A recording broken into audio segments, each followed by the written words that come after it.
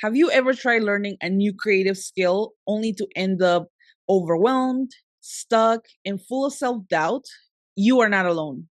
After 10 plus years in the creative industry, I have seen how curiosity turns into burnout because we are taught to chase results, not joy. In this episode, I'm unpacking three common obstacles that creative beginners face and what we can do instead to release perfectionism and reconnect with creativity in a way that actually feels good.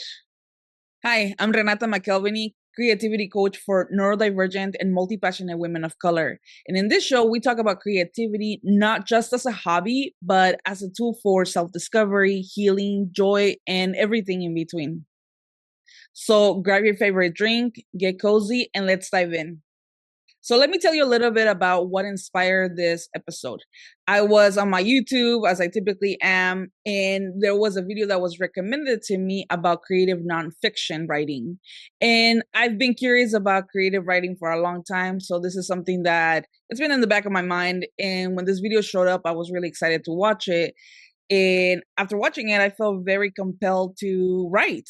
I felt like I was reminded of why I love writing, why I love communication, and just what an awesome outlet that can be to express myself.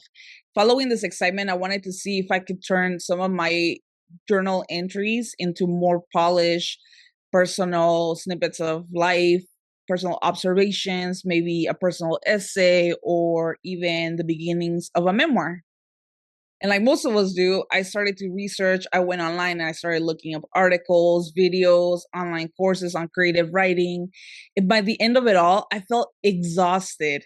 That initial excitement that I felt was replaced by a sense of fear, overwhelm, and self doubt.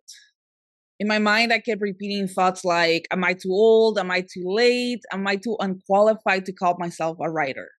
And it was this precise moment that reminded me what it's like to be a beginner when you don't know what you don't know. What a pivotal time this is in our learning journey as creatives, and how this can either set us up for success or hold us back. So let's talk about why this happens. So there are three main obstacles that get in the way of learning a new creative skill. And the first has everything to do with us being deep and sensitive feelers. We tend to absorb the energy that is around us, especially creative spaces, learning spaces where we can sense the unspoken expectations. We pick up on the unspoken rules, the pressure to be really good, the competitiveness of it all, and the perfectionism. And if you're multi passionate like I am, you need low pressure experimentation.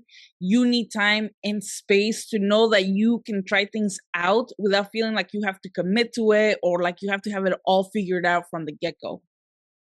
But no one tells us this. Instead, it looks like everyone has it all figured out. Everyone knows exactly what they're doing. But for us, it's okay and even necessary to approach things differently. The second thing that gets in the way of us learning a new creative skill is the noise in the online space. Most of us, when we are excited about something, the first place that we turn to is the internet. But this space is so loud and noisy. There's so much content out there, so many voices. Everyone seems like an expert. And when you're new to something, it's really hard to know what's actually helpful and what's noise.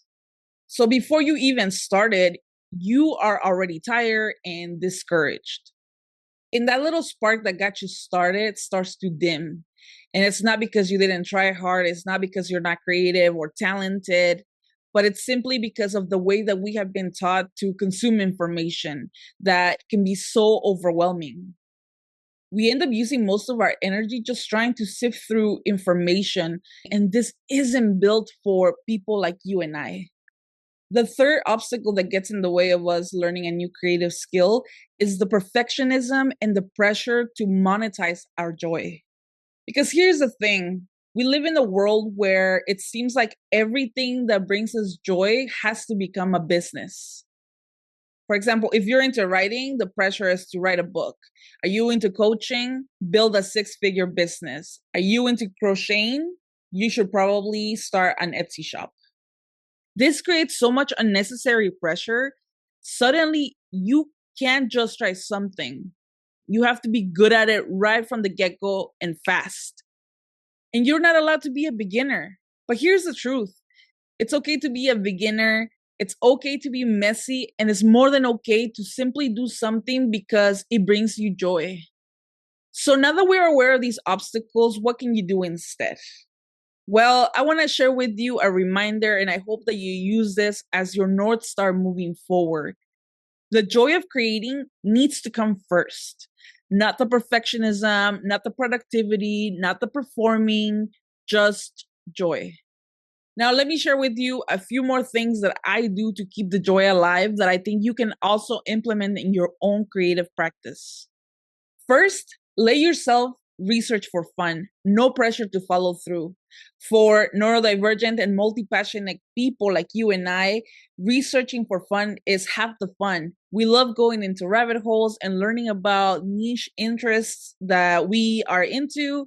And this is something that brings us a lot of happiness and fun. So don't stop doing this. The second thing is to do things wrong on purpose. Seriously, get the awkward out of your system as soon as possible. Because the truth is that fear of making mistakes is only going to turn into creative resistance, creative block, and it's only going to hold you back. I have talked about my own experience creating ugly art as a way of reclaiming my creative practice.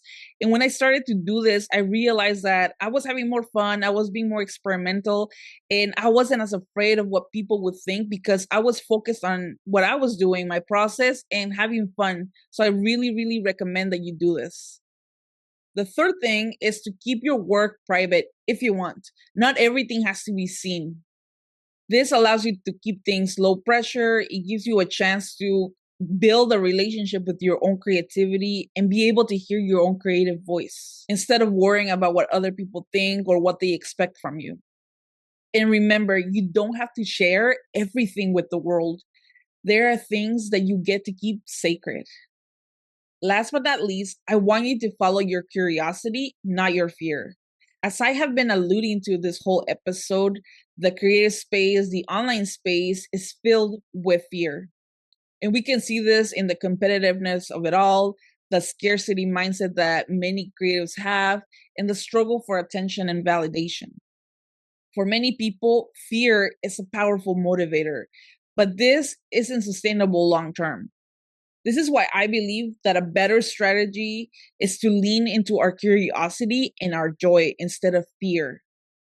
Because this will help us to keep showing up, to keep doing the work that is required for us to get good.